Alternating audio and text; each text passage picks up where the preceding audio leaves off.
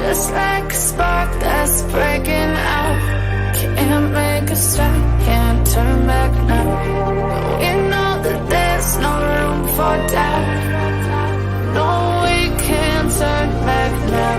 I see danger in your eyes. They know we'll burn down the night.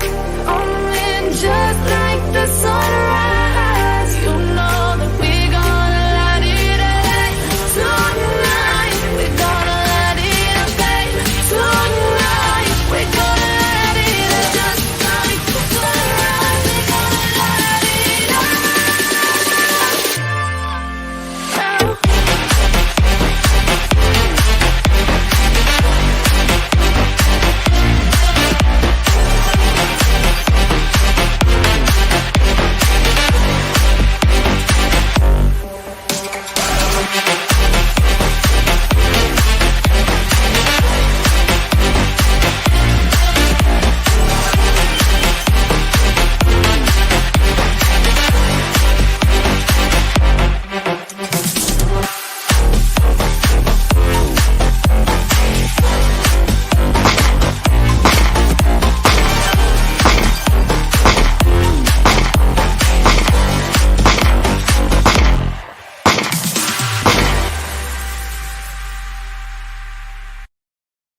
Hey, everybody, live from Virginia, USA. Heating and air questions, taking your questions live. And if I don't know the answer, maybe one of the other pros that join us will. Very different show for you guys tonight. We're still going to do all the things that we normally do, but I'm going to start tonight's show off a little different. I still have a story. I know I'd usually start every show out with a story, and I do still have a story, but I wanted to start out tonight's show. I was going to do a long form video for YouTube on this subject. And I said, I don't know that it's perfect for a video, but it would be perfect to start a live show out with. And if you couldn't tell from the title of tonight's show, I actually found somebody that copycatted. I don't know if that's a word. They copycatted some of my videos. And, it's not uncommon in our industry to, I don't say our industry. It's not uncommon on YouTube for folks to, share ideas, right? I mean, if I see a YouTube video from another heating and air channel, and they share something amazing that I think you guys, my viewers, should know, or even if I think it would make a great video, it's not uncommon to share information and ideas, and it's not uncommon for me to read articles, right? I'll read articles on our YouTube channel from time to time. And so that's not uncommon. And I'll even go even further, is it's not uncommon for YouTubers to copy other YouTubers, right? I think one example of that would be, for any of you that knows who Mr. Beast is, he's probably the most famous YouTuber out there. He's the biggest now, at least in America he is, and he gets copied all the time. You can tell when they're copying him. It's his style and his type of content and the way he starts out his videos. And so, this is the first time I have found someone. I've seen other folks copy me in that, if I have a video do really well on a particular topic, I've noticed there's at least one or two one guy in particular, I've noticed he'll do videos very similar to mine. Right. And so, again, it's just not uncommon, right? It's nothing to be upset about. It is what it is, right? But this is the first time I've seen someone literally copy me. And, I'm flattered, a little bit, but at the same time, I'm like, hey, that's my content. If you want to sponsor my content, great. It's a company. It's not another YouTuber. It's a company that copied me. And we'll get into that in just a second. But not only did this company copy me, they also before they copied me, reached out to me and said they'd like to work with me. And then they ghosted me, just like a girlfriend would, right? If you take her out on a couple dates and then all of a sudden she stops responding, that's kind of what they did. I'll show you this email. The company's called, and I'm going to tread lightly. I'm not going to say anything. I'm not going to say call them names. I'm just going to state facts. They can't sue me if I'm stating facts. And the first fact that I'll state is they reached out to me originally. They reached out to me. If you see this tab here, this is an email from that company sent back in 2022. So 2022 is the first time they reached out to me. And they basically said, hey, we want to work with you, or we want to sponsor your content, and so on. And I responded, and we actually exchanged multiple emails until they eventually last March stopped responding. And that's fine. That companies do that all the time, right? But then fast forward to this video. If you look here, let me show you guys real quick my video that it's my most watched video. It's called 3 Secrets That Heating and Air Guys Don't Want You to Know. So this is that video. And I'm not going to bore you with watching the entire video, especially if you've seen it, but I just want to show you right here the 3 secrets I share in that video are, the first one is companies will gouge you if they're busy, right? And I've heard other guys say, well, that's supply and demand. And I think that's valid. There is a such thing as folks becoming more valuable if they're in more demand, right? So there's that, but then there's our guys that just simply take advantage. They gouge folks when they can. Okay. So that's the first secret. The second secret I share in that video is how some companies will add batteries to thermostats that don't need them. They'll add batteries that will malfunction. And even if the thermostat is hardwired, it is possible for batteries to cause issues. Okay. And then the third secret I share in that video is contractors sometimes lie about your warranty coverage. They'll say you're not covered under warranty. Your warranty is no longer valid. And I give folks the opportunity to check their own warranties on our website. Okay. So that's the first three secrets that I share in that video. Let me show you. This is their video. And here's their first secret. Contractors gouging because they're busy contractors. So that's the first secret. Okay. If you remember my first secret, and the thing is, their video is probably a little better made than mine. I made mine several years ago when I was first starting to make YouTube videos. So there's their first secret. Their second secret. Insert faulty or half-dead batteries into thermostats that are hard. So they insert faulty batteries. So there's the second secret. And here's their third secret. Contractors lie about HVAC warranty coverage. Is anybody else? I got, again, it's not uncommon for folks to copy one another, but I'm like, it's my video. Like they literally just remade my video. Now you may say, well, Josh, theirs is called 5 secrets. Yours is only 3. I'm glad you said that. If about a year ago, after seeing the success of the first video, I made another video. Here's my next video that I'll show you. And this video was called 3 New Secrets. 3 new secrets that HVAC contractors don't want you to know. And in this video, the first 2 secrets that I share is, no, the first one is some contractors will, if you see right here, I wrote rich customers. Some contractors will change their pricing based on who the customer is. So if they find out the customer is well-to-do, if they find out they're a lawyer or a doctor or some other profession that is known to be more well-off, they'll adjust their prices. You know, some of them are a little crooked and they'll do that. They'll adjust their prices because they know the customer can pay it, right? And then the second secret in this video, sorry, I got to deal with you probably know Vistaprint for business cards. Yeah, we print that. But did you know we also the second secret I share in this video? Negative oh, come on. Reviews, the nightmare of every business owner. Introducing PopCard, the ultimate. Gotta love commercials. There are lots of. All right. And so the second secret that I share in this video is how some contractors will lie about that and say that they're licensed and insured.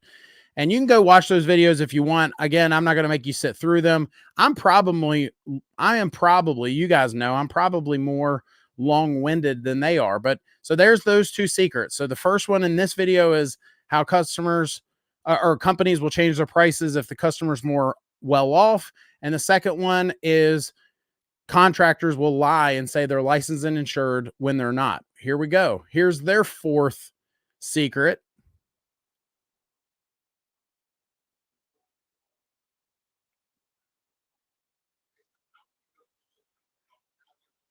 Look at that. So there's their next one. And then finally, their fifth secret. Here you go.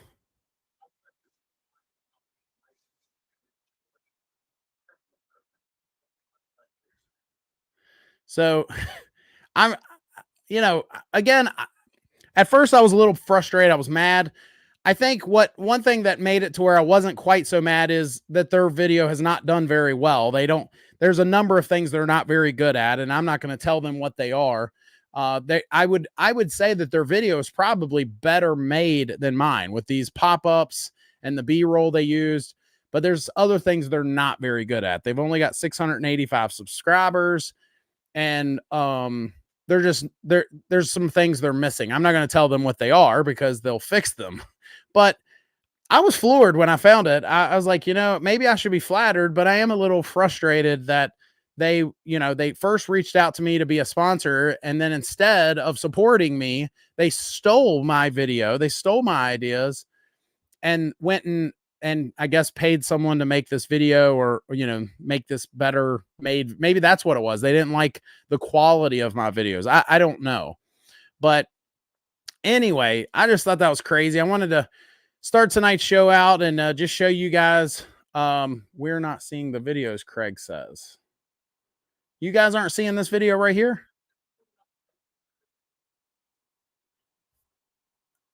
Craig says y'all aren't seeing the video. So just take my word for it. If you want to look it up, you're welcome to. But yeah, it's just crazy that what a crazy thing. I found that this past week.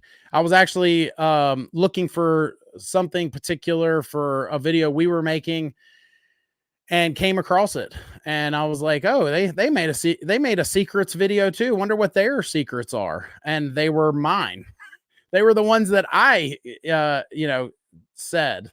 And so I was just floored. So, I think I see why you guys weren't seeing the videos. It's because I wasn't sharing. There we go. I'm sorry. So there's their fifth secret. They lied about it being licensed and insured. And then here's their fourth one. They price increase for rich clients. So it's literally my videos. So anyway, what do y'all think? Comment down below or in the chat section. I'll get off of that. Some of you probably came here for better things than to hear me rant and rave about this particular topic. But anyway, it's just crazy. All right, let's get back to our chat. Anyway, Bob, good to see you. Steve, Mark, D Nell. Hopefully I'm saying that right. We're going to call you Nell. I like D Nell 68. That was my football number when I played football in high school, 68. So maybe that's why it's your number too. I don't know. Bruce, good to see you. John, any news on the Daikin Fit? The newer one, no news yet, but I think it's coming, pal. It's coming. I had someone else ask the exact same question, and I think that they are just trying to get the Amana and the Goodman new side discharge units completely rolled out, and then that newer Fit should be next in line. I can tell you that I was told originally, because the question I originally received was, are they waiting for R32 to come out, the new refrigerants? And I believe the answer to that is no, that they are not waiting for that. So anyway, Steve says, ain't nobody copying me. Flattery will get you nowhere. Steve, you know, this is the first time I've seen it this blatant. Again, I've seen other guys steal ideas and things like that. I've seen other guys since. That was the other thing I forgot to show you guys. Their video is only 10 months old. My videos are a couple years old. One is 2 years and one is only a year. But my videos definitely came out before theirs did. So it ain't a coincidence. So anyway, Adrian say it ain't so. Yeah. You ain't made it until you got some haters or until they copy you. Yeah, hopefully that means I made it. Bruce, I didn't hear the 4th and 5th secrets. I'm not sure, but everybody else. Yeah, I forgot to swap the screens over, but you guys get the point. You have to redo. Yeah. So I swapped it over there. Hopefully you guys saw it, but, or you can go look at it. You know, they would probably appreciate you looking at it, and giving them more views. Yeah. So, Adrian says we riot. I think there's enough of those, right?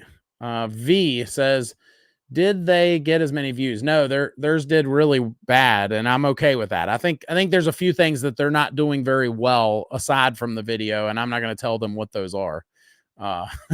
You know.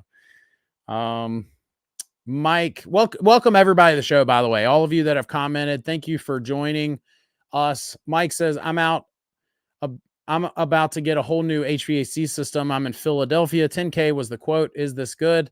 Mike, I would get more than one quote just to find out if that's good.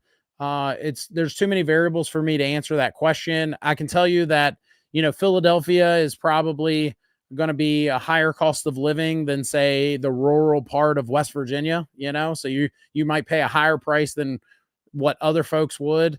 But I just recommend everyone to get at least 3 quotes. Try to get the quotes to be generally for the same type of stuff, you know, maybe not the same brand, but at least the same specs, the same, you know, capacity, the same efficiency ratings and so on. So you're comparing apples to apples. And, you know, that way, you know, that you're not getting taken advantage of. And the other thing I'll just say, Mike, I don't know if you've seen how much of my content you've seen, but I just tell everyone to find a good contractor, you know, get multiple quotes, but find a contractor that gives you the warm fuzzies and then go from there.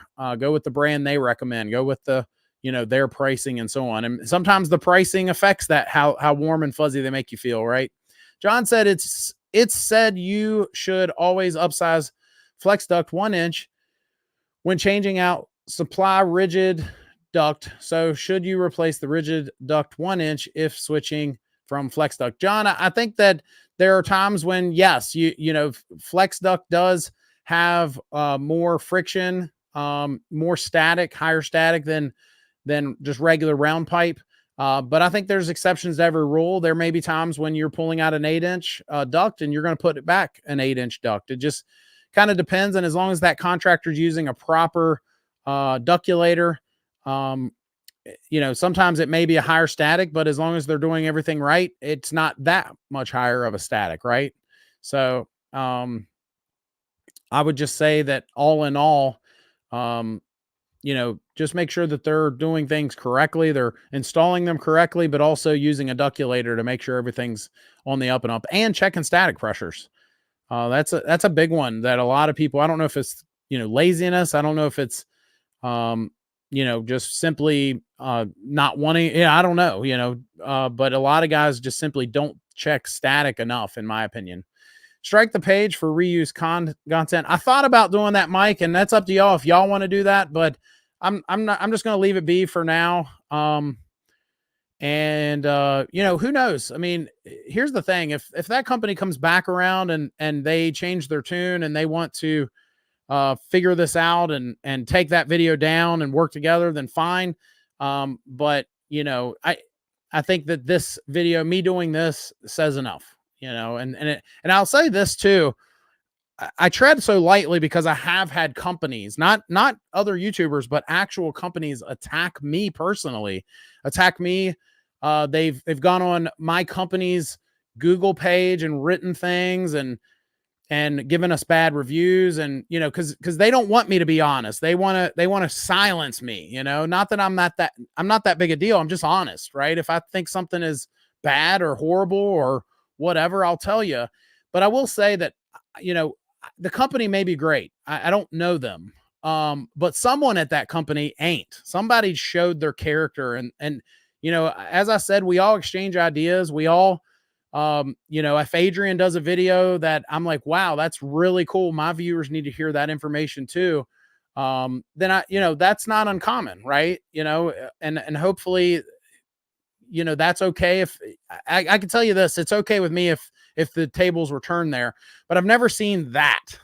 I've never seen somebody literally say, hey, Josh, we want to work with you. Oh, and never mind. We're going to ghost you now. And now we're going to just remake your content. I think that they thought they could just cut me out and get the same amount of views that I got on my videos, because the videos that they copied are some of my most watched content, so anyway, just crazy. Gail says that it's fine to rant and feel frustrated. They love your style.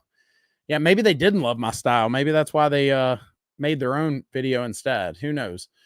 Shinobi1, love the name. Appreciate all the info you put out in your videos. Thank you for your kind words. I'm trying to gather info and wisdom to switch from a swamp cooler to some form of AC. Where are you located, Shinobi? I'm just curious. Scott says, couldn't agree more with getting more than one quote. We just had our driveway sealed. Quotes range for $550 to $2,800 for the same service. Wow. That's a big range too. For those of you who don't know, Scott is one of my best friends for years. I hope Scott's okay with me saying that. He was in my I was in his wedding. I should have had him in my wedding. I had a bunch of people that were not lifelong friends like Scott in my wedding. But anyway, I think here's the thing. I think there is something to be said for you get what you pay for, right? So if you get like 4 quotes and 3 of them are for $1,000 and one of them is for $300 for the same job, I don't know that I'm going to go with the $300 guy, right? It's a little odd if he's that much lower than everyone else. Why is he that much lower? Is he really licensed and insured? Is he really doing everything proper? I think there is something to be said for that. And I think that that's why when you're gathering quotes, it should be more than just gathering the quote. It should be gathering information as well. Getting what's your opinion on this? Getting getting a feel for the folks you're about to do business with. Mike says, I definitely understand and will do so. Thank you. John says, follow up. So if you switch out duct and static is off, what do you do to reinstall a different size duct? Well, flex duct is pretty easy. You just literally buy a larger size. So Shinobi says, I'm in Grand Junction, Colorado. Yeah, you're a little north. Where is Grand Junction? Grand Junction, Colorado. I'm not going to pretend to know exactly where that is. I'm just curious how close you are to, well, you are pretty close to Utah. Okay, yeah. So you're not far from Moab, which is where I helped a customer in Moab one time, and she had a hard time finding somebody that would work on her swamp cooler and AC. And in fact, I think some of the companies we talked to were out of Grand Junction. So anyway, I think swamp coolers are fine, in the right situations, which is, low humidity. You guys out there in the desert, out there in the western part of the United States, and 25 miles east of the Utah border. So, yeah, I do remember when I helped that customer in Moab, how hard it was to find a couple good companies, Shinobi. So I wish you luck. I think you being in Grand Junction should have more options than what she did. So good luck with that. Let's now go to, give me just a second. We're going to go to our story for the week. Again, I normally start our shows out with a story, but I opted to show you guys that wonderful company. And let's see. All right. Here is tonight's news for the day.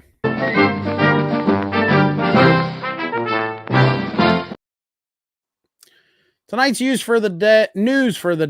Well, the president of the Houston Professional Firefighters Association says he is sick. A video themselves. This looks like it comes from Houston, which is a very large city. If you've never been to Houston, it's pretty big compared to the most of the cities that I've been to. It's much larger than Richmond, Virginia. Let's put it that way. And so Houston says Houston Fire Station number 23 having to wait almost 2 months until new HVAC system is installed. Houston Fire Station number 23 will have to wait almost 2 months until its new HVAC system is replaced. The department is located in Lawndale Street in Southeast Houston. Let me see if I can zoom in here a little better for you guys.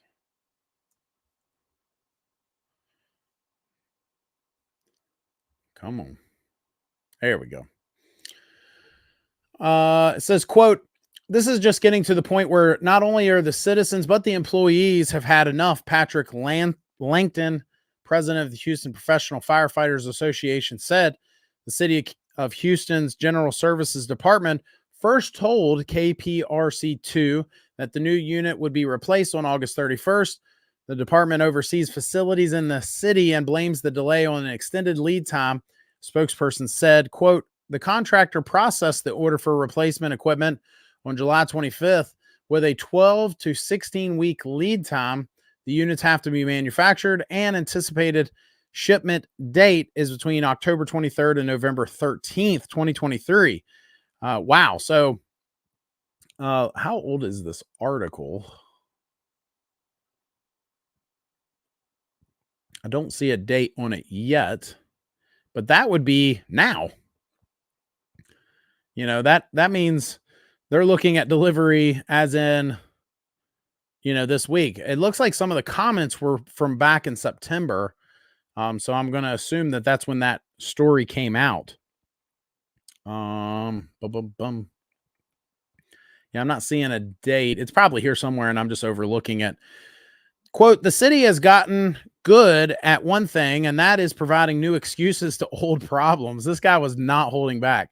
"The one thing they have not done is solved the problem," Patrick Langton said. Langton said it should not take that long to find a replacement. It's time for a change. It's time for the excuses to end, and it's time for the firefighters to be respected and for them to be able to go to a work location and not have to worry about working air conditioning units and working apparatus. Instead, all they get is excuses, he said. Langton said he is fed up with the excuses and how the city is managing the fire station. Quote, they first told you when you came with the story that it was going to be August 31st. That in itself was unacceptable. And the fact that we are now past August 31st and they are now giving you 2 months later is absolutely indicative of how this city treats not only its infrastructure, but its employees. So he's blaming the city. He's not blaming the contractor for that lead time, which is interesting. Back in July, the city installed portable units across the department to help firefighters cool. KPR2's Rochelle Turner asked Langton if he believes the new unit will be installed in October. I don't believe it takes that long for an air conditioning unit to be put in. Everybody that we have spoken to, the business community, the civic leaders, and that have called based on your story are outraged. Their response is, we can make calls to people and get this fixed in a day. Why can't the city get this fixed in 4 months during the hottest season? Let me show you how this is going to play out. We are going to push it so far to where we get into the fall and no one is going to care about this story anymore. Guess what we've dealt with this year after year after year? Langton said. Houston City Council member Robert Gallegos, I'm probably not pronouncing that right, which is nothing new, represents District 1 and told Turner it was his first time hearing about the problem, and his office is working to get in touch with the firefighters at the station. I tell you, one thing I think, well, a couple things. I think one thing, I'm glad to hear that they did give them some sort of portables. They gave them some sort of relief. Obviously, it's not made this fella happy. I will say at our company, that's something we do. We give portable units to, if we have a customer that's going to have to wait longer for a part, and that will sometimes alleviate some of that frustration. That said, I don't know. So I don't know the situation. I don't know why it took so long. But I think another thing that would probably help is if whoever the contractor is, if they had a direct, if they were having direct communication with whoever this Mr. Langton is. Who is he again? Let me see. Langton, president of the Houston Professional Firefighters Association. So that's his title.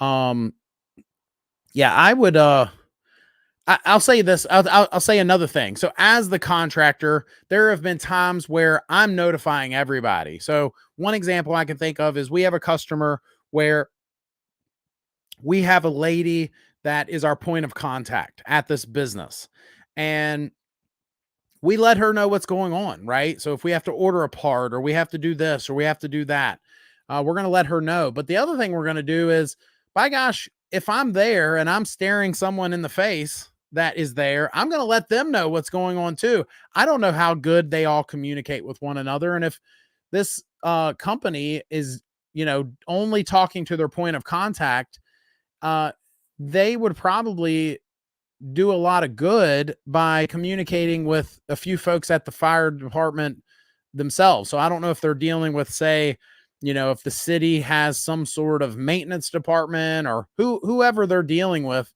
but it would probably go a long way if they were to make a phone call to the the firehouse and say, hey guys, I know it's been a few months. Let me tell you what the holdup is. Let me tell you that you guys are a big priority for us. And this is what's going on. That would probably go a long way. In fact, they probably might not have even called a news organization if, they did that. Communication goes a long way, Lipster09 Twitch TV says, that's my area and it's huge. Nice. So Houston in the house. Shinobi says swamp coolers, good when it doesn't rain. There's no skunk, fires, barbecue, etc. And then you have to keep enough windows open and can't really use a thermostat. Interesting. I'm not going to pretend to understand how those things work. I mean, I understand the concept and the water and all that jazz that, but I'm not going to, I don't even know that I would get very far if I had one sitting in front of me that wasn't working. I mean, I think I'm pretty mechanically inclined and I might be able to figure out most small problems, but that's interesting. Could you comment on the maintenance requirements, user and professional, of traditional versus mini splits, and especially ducted mini splits? Thank you. I would say, great question. Ducted mini splits, in my opinion, should be maintained no different than a conventional split or package residential heating and air system. And so I believe that those types of systems should be at least once a year maintained. They should be cleaned. The coils should be cleaned. I think that the drains should be treated. The electrical components should be inspected, if nothing else, and so on. Now, I don't know about refrigerant levels in all cases, because if it's a mini split or an inverter type system, then you don't want to be connecting your gauges all the time. Most of those systems don't hold that much refrigerant anyway. So they're going to let you know if there's a problem. But aside from that, keeping those systems cleaner, having a professional, maintain them once a year, not just kick the tires and check them over, but also actually cleaning the coils and making them as new as possible again. And the last thing I'll say is if there is a filter, replacing that filter however often that it needs to be replaced. And the reason I'm staying vague on that is I think there's something to be said for not all filters are created equal, right? Some, if the return is closer to the floor, they might catch more dust, right? Some of them, if the home itself is, maybe they have pets that live there, or someone's a smoker or whatever, that all plays a role in all this. So, if you are changing your filter every 60 days and that filter looks like it's super jam packed and dirty, you might need to be doing it every 30 days, So Lipster09 also says this summer was so hot. Houston was awful. I will agree with you. I was in Houston a few times this summer, and my gosh, it is a sticky situation, literally, for you guys on some days. So I hear you on that. Ryan says the government moves slowly. I'm not surprised. Yeah, it's interesting that that guy was, only blaming the city there. So, that I thought that might have told a little bit of a story there. Is the city the problem, or is the contractor the problem? Is the contractor the problem, or is the distributor of the parts the problem? Is the distributor the problem, or is the manufacturer the problem? Or any combination thereof, right? That's just that's interesting there. So anyway, yeah. If you got a heating and air question, feel free to drop that in the chat. We're going to do our next breakaway segment. Let's see. I thought this was an interesting invention. Those of you that join us every week know that I have a segment where we go over goofy inventions, and let's do that. We haven't done that in a couple weeks, I feel like. So let's do tonight's goofy invention.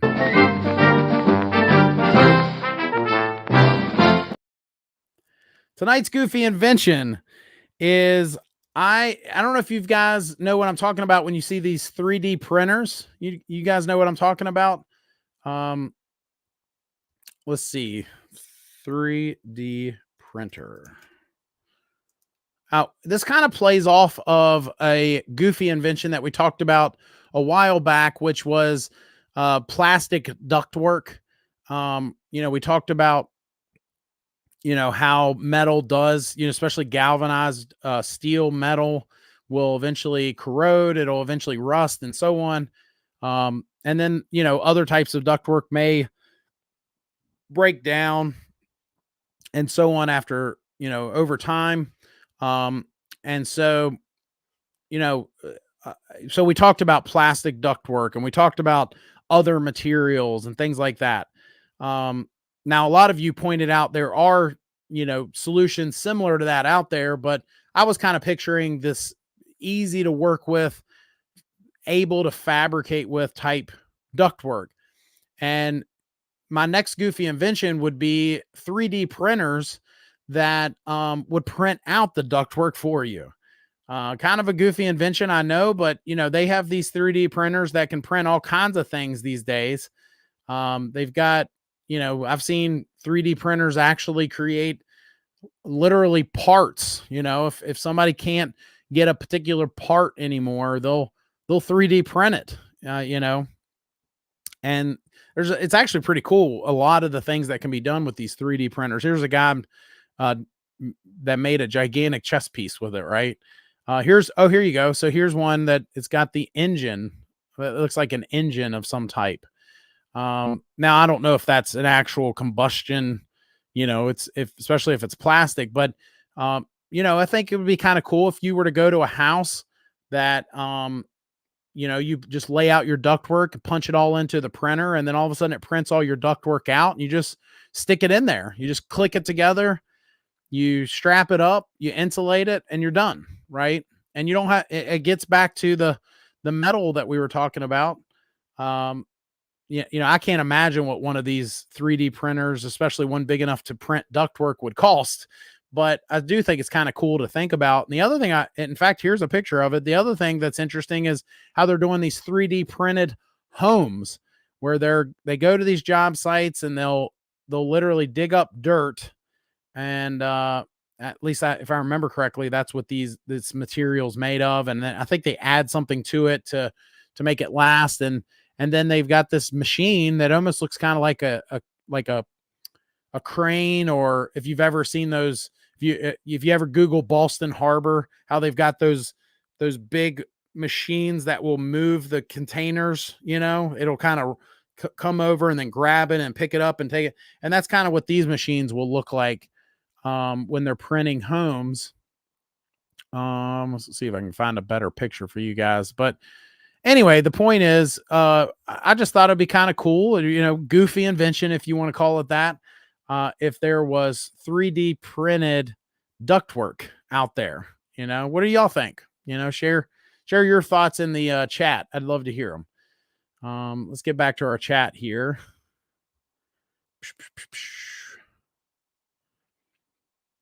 Ryan says, did you not see my question about that Daikin product?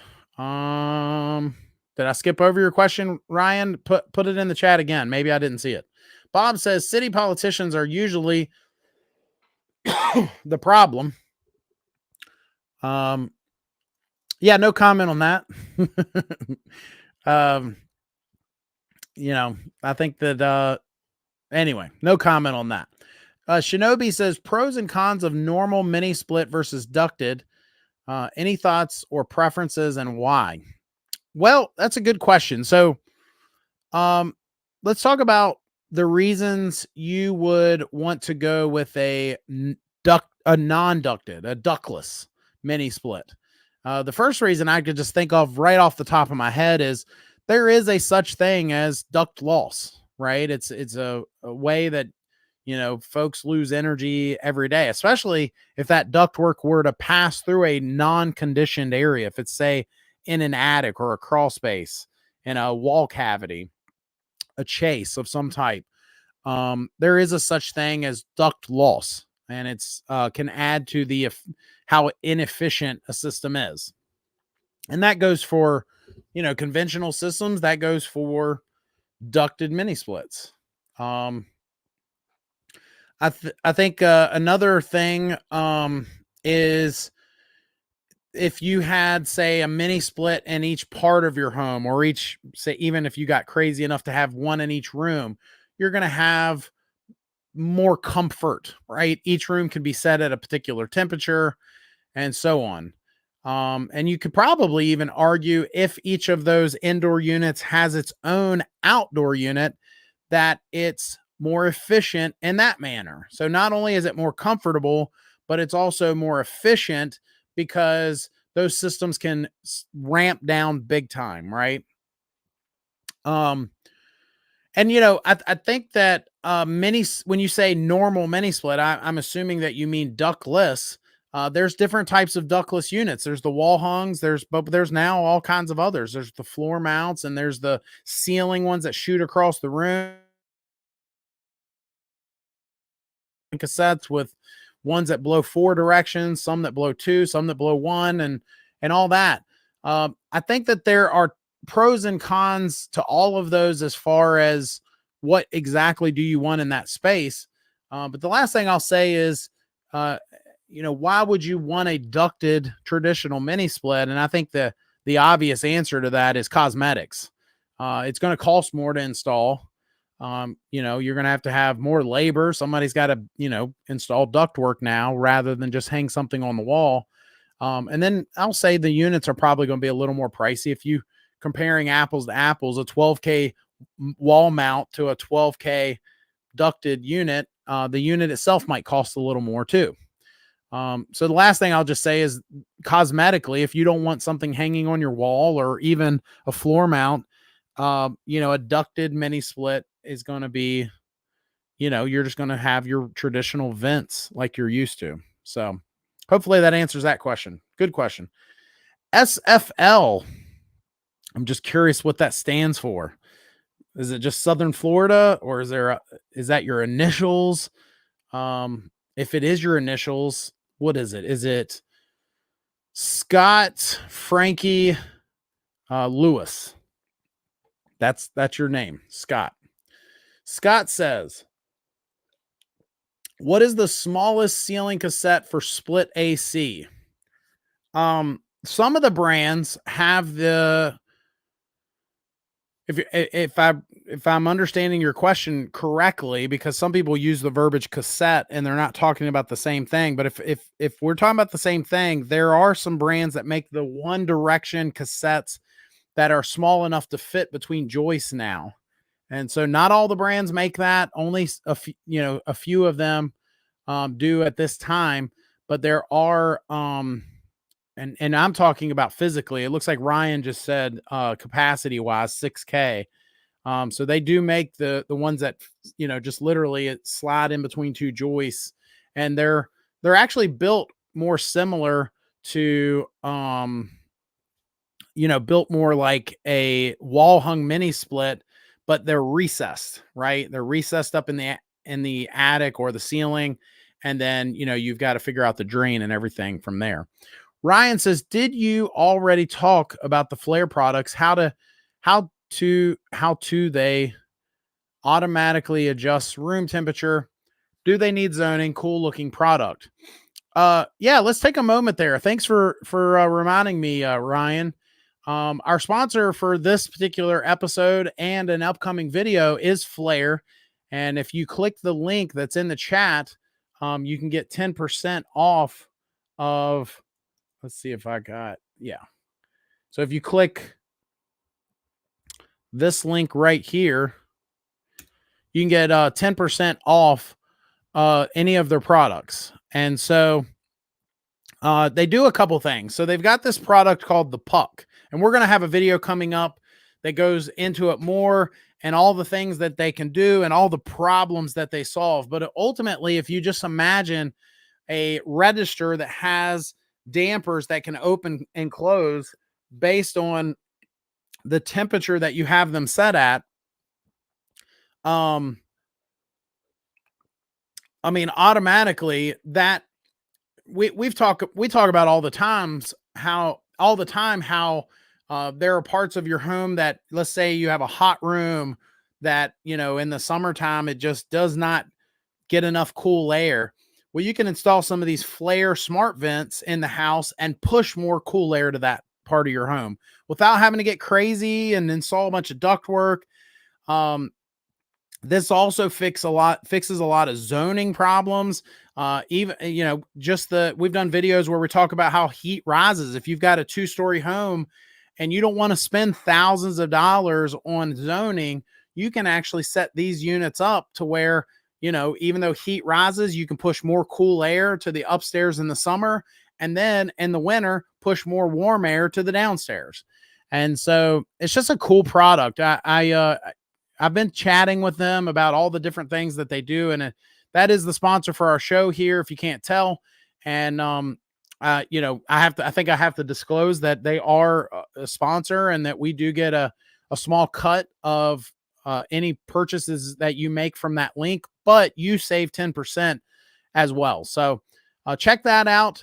The last thing I'll just say is their products also, that the Hvac, the wall mount Hvac, which I don't want to call it a thermostat because it's not really, I guess, technically a thermostat, but that Hvac can also communicate with mini splits. So if you have a mini split that you want it to be Wi-Fi enabled, you want to be able to control it without the remote, just control it with a thermostat, the Hvac can do that. And so it's really cool, interesting product. Check them out. And thank you to them for sponsoring this video. Ryan says printed ductwork would be cool, especially since it's said that you want as straight as lines as possible when running ducts. You could make custom shapes that reduce heat loss. I agree. The fabrication, the art of fabrication that a lot of guys have. I mean, I've got a guy that works with us that he can almost, it's almost an art, he can take ductwork and, make all kinds of fittings and just make it look beautiful. Well, even if you don't have that skill, maybe a 3D printer could give you that same capability. TJ says, hello, it's a cool Texas evening. It's a cool Virginia evening as well. I think it's going to get down in the 40s tonight, which is so crazy because it was up to 85 degrees here. I believe it was yesterday. So pretty cool. Scott SFL says he is a she. So SFL equals female. So let's go back to the drawing board. SFL stands for, you guys help me out here. I'm goofy. If you can't tell, if you've never been on my show before, SFL. We're going to say S stands for Stephanie. So I'm going to call you Stephanie. Highland says, can you use a communicating heat pump in a double wide? Well, Highland, the response to that question is, if you have traditional, smaller, high static ductwork that we see in most mobile homes, you have to install a system that's meant for high static. And so they literally make mobile home furnaces meant for high static applications. So if you have your ductwork replaced properly with traditional ductwork, then I think the answer to your question is yes. But if you don't, if you have the traditional smaller ductwork, high static, then I would only install a mobile home furnace with a, I would also install a heat pump with that as efficient of a heat pump as I could, but hopefully that answers your question. So Stephanie says her name is actually Shay. Okay. Shay, I probably won't remember that. I'll probably still, if you comment again next week, I'll probably call you SFL again, but thanks for joining our show. And thank you for your kind words. Great show as always. Shinobi says ducted versus normal mini, 3 bedrooms and 2 large common rooms, living and kitchen and dining. Each head increases price and was wondering about airflow, etc. Yeah, here's the thing, Shinobi. I would say here's the thing. So if cost is a concern, right? So if money is an object, right?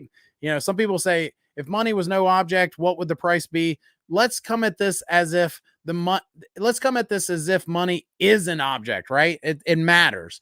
And so what my first thing I would say to you is, why are you asking this question? Because if money is an object and you are concerned about price and you want as efficient of a setup or system as possible for your price, then I would argue just do wall mount mini splits. And so when folks don't do wall mount mini splits, there's a reason for that. Maybe it's application, but I would even say at times that it's more cosmetics. They don't want something hanging on their wall, so they're going to look at maybe a ducted mini split or a floor mount mini split or a cassette of some type. But I will argue that there are times when it's not just cosmetics. Maybe a floor mount might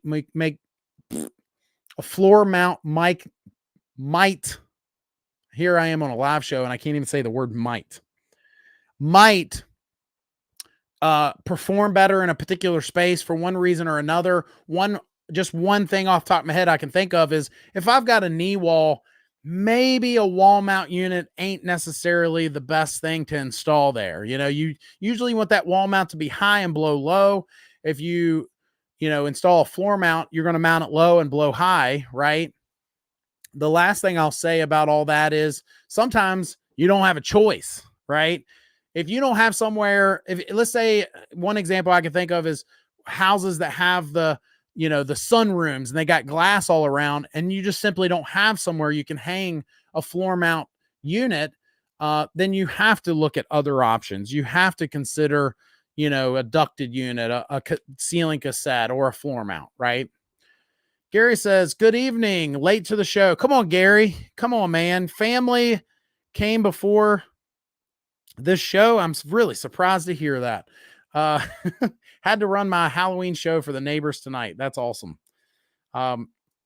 We took my daughter trick-or-treating tonight, which is so much fun. My daughter's only 2, so it's such a fun age. And I had to rush back here to get to our show. Gary, if you get some time, go back and watch the beginning of the show. I go through how someone stole my ideas. They stole them. Craig says, is there any concern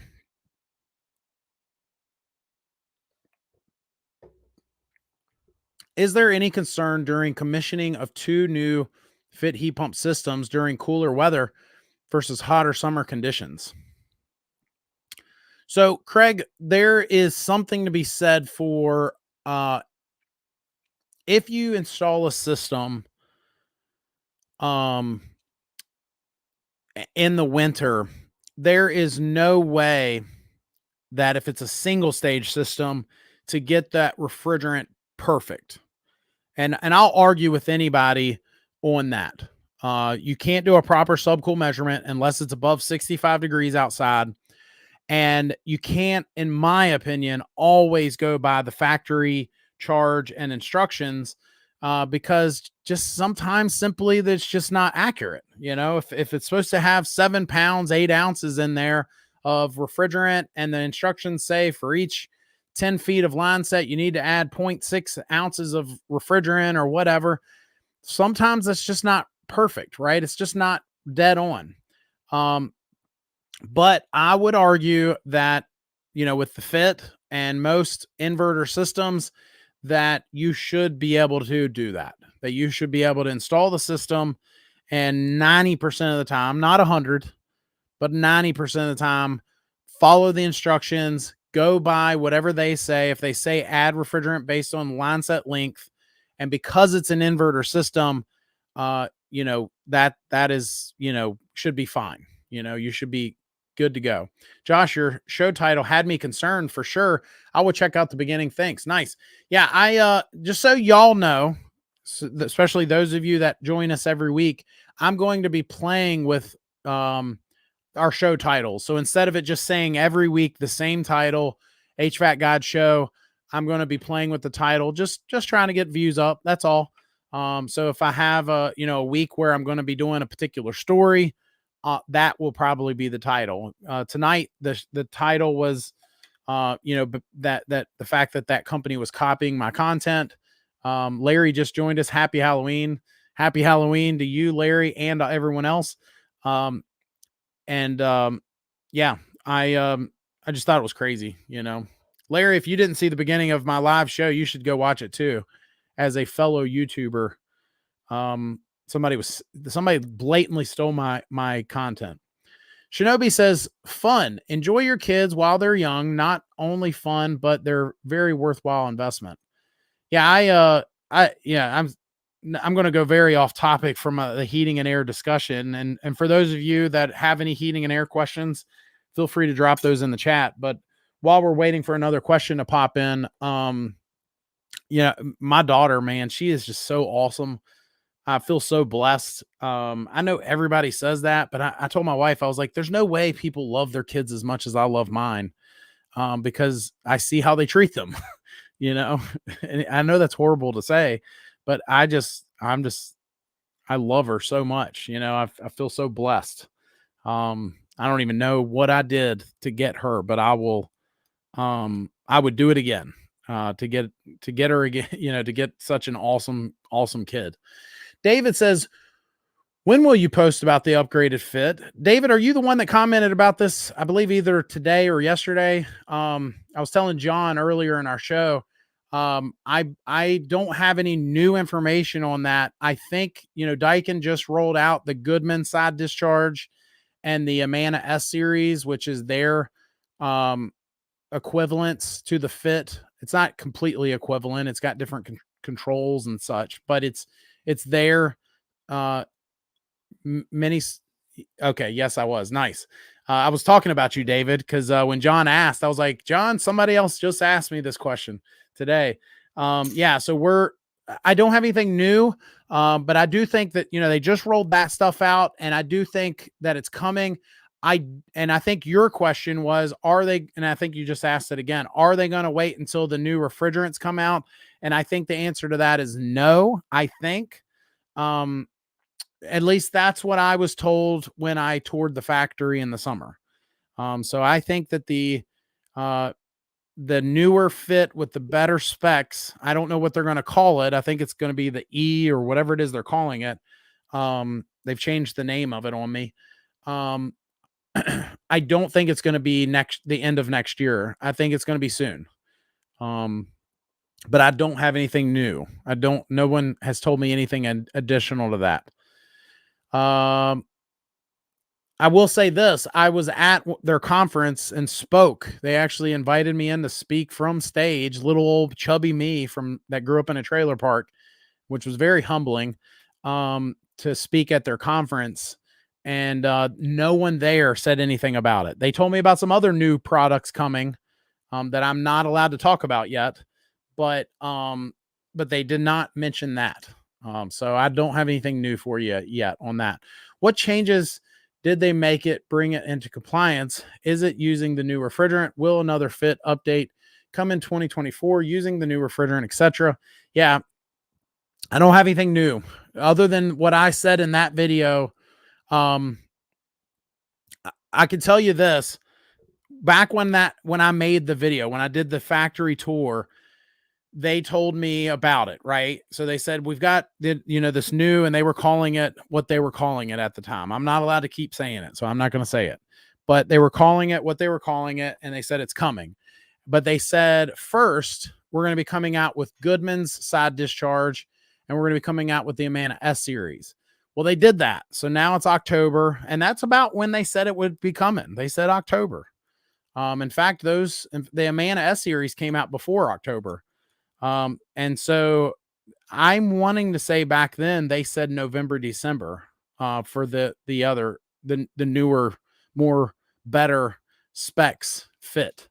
But that's all I have. I don't have anything new in addition to that. Ryan says, how does the flare control the airflow? That part confuses me. I have a single zone home. How would it redirect airflow to my bedroom? Is it a powered vent that will force more air out of that vent? Good question, Ryan. I asked the same question too. I was picturing those units that have those booster fans and all that. And what Flair told me is, rather than having fans that will fail and also, Lord knows what the airflow would be if they started installing things like that. What these smart vents do is they would act like dampers on other parts of the house. So if you have a house that you have one particular room that's a problem, you would install the vents in other parts of the house, pushing more air to that room, if that makes sense. And so I have not laid hands on it. I hope to do so, but that's what I was told by them. So I can't definitively say, oh, well, it checks the temperature there and it does this. And I don't know about all that. I just know that, that's the concept. Daniel says, can a Daikin heat pump be paired with a manufactured home electric furnace? No, it cannot. It's a communicating system, and Daikin does not make a mobile home electric furnace. So Daniel, I would look at the Bosch lineup if you want an inverter system. It's not going to be quite the same level of comfort and so on as a communicating system, but you'll be able to pair it with an electric furnace. I've done it multiple times, and if it's installed right, you could. I had a lady, she was saving $500. I'll say that again, $500 per month. And you might say, well, Josh, how much was her utility bill? Well over $600 a month in the wintertime, running on straight electric heat strips. Now, part of that was she kept her house pretty warm, but we've installed that inverter system with that mobile home furnace, and the amount of savings within the first year, the additional cost of installing a heat pump and it being an inverter, she made it back in the first year on the money she saved on her utility bills. And of course, every year since then, she's been saving, more and more and more. So it's just crazy. David said, I saw a Daikin investor presentation that said they plan to have 3 fit levels, popular, mid, and luxury. David, you are teaching me stuff. I would love to I would love to, if you are getting behind closed doors that I'm not, send that info my way, pal. What's the difference between the Goodman and the Daikin side discharge units? The main thing, I think there's some other things, but the main thing is the technology, the controller. So Goodman does not have the Daikin 1. It doesn't have the Daikin ecosystem. It's got, I forget the verbiage, but it's got a more basic controller. I would even argue a more friendlier, user-friendlier controller for those customers that, the Daikin 1 might be a little too much, a little too complicated. So maybe if you really want that capability, you really want the fit, you really want a unit that is great, it's side discharge, it's quiet, it's, communicating inverter and all the benefits of that. And it can fit in a lot of places, literally the name fit, but it can fit in places that other units can't. But you want a different controller. Maybe the new Goodman SD might be an option that you might consider when you never would before. Gary says, okay, here is one for you, Josh.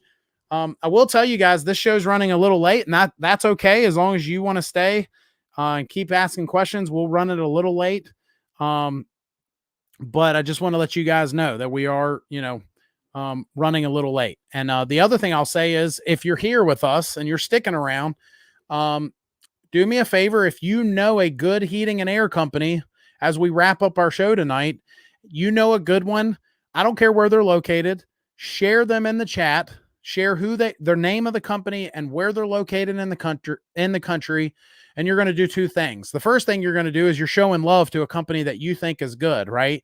You're telling others this is a good company. And the other thing you're doing is you might be doing one step further than that, in that somebody might see this show and see that company name and use them because of your reference, or referral, not reference, referral. So do that as I'm answering these questions. Make sure you throw in any good companies across the U.S., who they are, and where they're located. Gary says, here's one for you. Not sure if anyone has mentioned it. Wondering if there is a different refrigerant for automotive use. I think I saw 134A in one of my older vehicles. I'm not sure what the question is. I think I saw 134A. I can tell you that if you're asking what refrigerant they use, I think you're correct. So I think 134A, and then I think they used to years ago use R12. And there might be another one out there. If maybe one of you guys in the chat here know better than I do. I'm surprised. I just don't work on cars a lot, so I just don't know the answer to that off the top of my head. I could look it up, but I just don't know off the top of my head. David says, those 3-fit levels were specifically aimed at North America. I wonder, that's very interesting, because I think that if the fit is the future, right? So if they're going to have, a budget-friendly fit, a higher-end fit, and then a Mac Daddy fit that will compete with some of these other brands, because there's other brands that have side discharge units, but they're not as small as the fit, and they're not as budget friendly as the fit. So maybe Daikin's going to have, but I will say this, no one has told me that. So you are teaching me something, and you might be spilling tea that other folks in here are not supposed to know. So Daikin, if you see this, any of you folks from Daikin, I didn't say it, David said it, so David's in trouble, not Josh. Ryan says, okay, you install these vents in different rooms plus the problem area. Yeah, I don't even know that you would install it in the problem area necessarily, Ryan. I know they have sensors on these pucks. So I don't know if you install the puck or some sort of sensor in there in the problem area, but the vents would definitely go in the rooms that get the most airflow, is how I understand it. David says, David, I'm glad you're on our show, pal. I'm getting all kinds of interesting. I don't know if anybody else finds it interesting, but I'm getting all kinds of interesting stuff out of you. Regarding the commissioning, when the outside temp is not ideal, my installer got us up and going and come back later when it was warmer to get it perfect. Yeah, you can do a subcool measurement on a fit. I was just simply stating that I don't know that you have to. So I think that's kudos to your installer for doing that. You know, they wanted to make sure that you were good to go. So that's great. Great to hear. Have you seen the Medea packaged window heat pump? I have not, Ryan, but I think you or someone on here told me about how they are, how they've come out with the inverter type window units. I assume that's what you're talking about. So pretty cool. You know, the future is here, right? Highland says, would the Daikin links work with a double wide? I don't know. I was told by someone from Gree that the Gree Flex would not, but I don't know about the links. So, you know, that's a question I would defer to your local contractor if you're installing a mobile home furnace and so on. Shout out to Super Cool HVAC in Charlotte, North Carolina. Ryan showing you some love. And thank you for showing that, or for sharing that, Ryan. But yeah, shout out to those. So any of you that are near Charlotte, check those guys out. Ryan says they are good. David says, my Goodman Daikin question was aimed at seeing if there was a Carrier Bryant value proposition. Interesting. Highland says Schaefer and Hillsboro, Ohio. So shout out to Schaefer, Schaefer HVAC, Schaefer Heating and Air. I don't know what they call themselves, but yeah, shout out to those guys. If you're anywhere near Hillsboro, check out Schaefer. We're going to wrap up in just a moment, guys. So get those questions in. If you have any more questions, Larry says, I just rewind this live and saw the beginning segment. Yeah, they totally copied you. That's just wrong. Although I did notice they literally only have 135 views. Nobody likes them. No comment. No comment. I'm not going to let them come after me. Right. All I did was state facts, you know, so they can't sue me for stating facts. I just showed what they did. And, you know, take that with what you will. But yeah, crazy.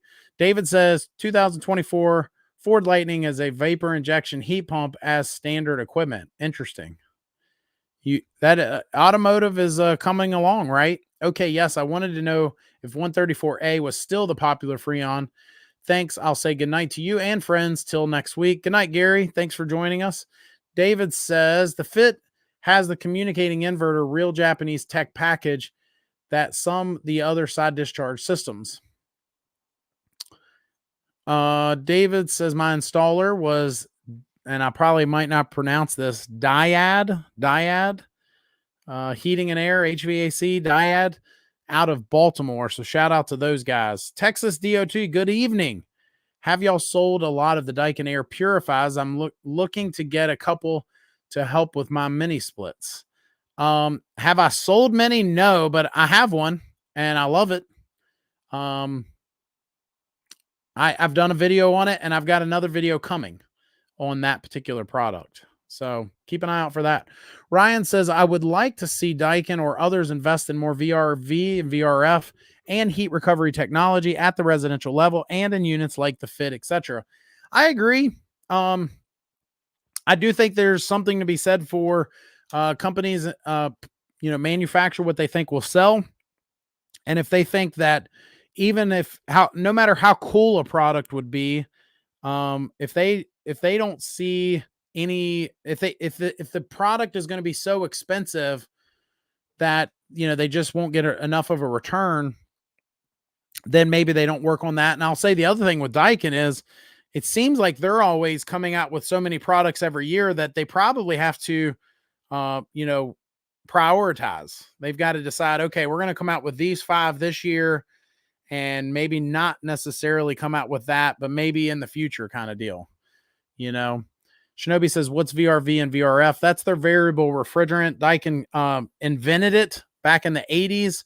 And it's right now, it's probably one of the most efficient types of heating and air type systems out there.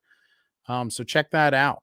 Daikin has the VRV Life, a couple of the other brands. The reason that they're called VRF and VRV is Daikin actually patented the term VRV, so everyone else has to call it VRF. Shinobi says many recommendations after Daikin. It seems they're not in my area. One Mitsubishi Diamond dealer and many Fujitsu. Well, that's the big three. You know, Gree would probably argue that and say that they're a part of the big three, and maybe they would be right. I don't know. But Daikin, Mitsubishi are definitely the big two. And then number 3 would probably be Gree or Fujitsu. But Shinobi, I would say find a good contractor and go with what they recommend. David says link to that investor presentation. I don't have. Did you put that link in the chat? Or will you be emailing that? I'd love to see it. That'd be kind of cool. Bob says we'll see you next week. Have a nice week. Thanks, Bob. See you, buddy. Yeah, we're going to wrap up on that, guys. We'll be back next week, as always, every Tuesday at 8:30 p.m. If you haven't hit that subscribe button, please do. Helps us out. And we're always coming out with new HVAC technology tips and so on. But the link is in the chat. So I'll have to go back and look for that. But yeah, so very cool. We're going to wrap up, and you guys, we'll see you next week, next Tuesday, 8:30 Eastern. Find out what that is in your time zone, and make it a great week. We'll see you then.